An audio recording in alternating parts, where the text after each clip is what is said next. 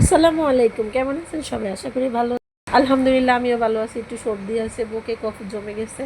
ওষুধ খাইতেছি, ইনশাল্লাহ ভালো হয়ে যাব। তো আমাদের এটা হচ্ছে দেশি মুরগি। আমরা যে ছোট ছোট বাচ্চা আপনাদেরকে একবার ভিডিওতে দেখাইছিলাম, সেই বাচ্চাগুলো বড় হয়েছে।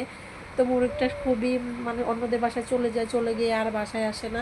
সেজন্য আমার শাশুড়ি বলতেছে যে নিজেরা খেলে কাজে দিবে, শুধু শুধু যদি অন্যরা নিয়ে যায় তো আর কি। নিজের ঘরের মুরগি তো কী করলাম, মুরগিটারে জবাই করে নিলাম। হাজব্যান্ড বলতেছে খুবই খারাপ লাগতেছে, মুরগিটা খুব সুন্দর দেখতেছিল।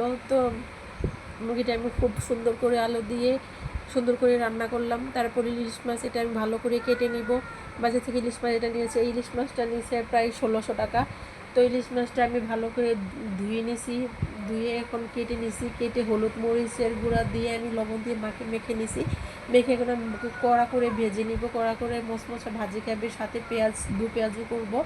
তো আমি ভালো করে মাছটা ভেজে নিচ্ছি। মাছটা একটু নরম ছিল, সেই জন্য ভেঙে যাচ্ছিলো। আমি খুব সাবধানে পাইপেনের মধ্যে দিয়ে বাছতেছিলাম মাছটা।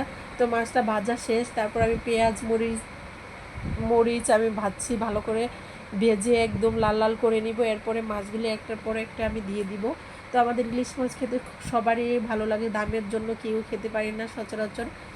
তো ইলিশ মাছ খুবই এখন ব্যয়বহুল খেতে, যারা গরিব মানুষ তারা তো খেতেই পারে না। যাই হোক, ধন্যবাদ সবাইকে।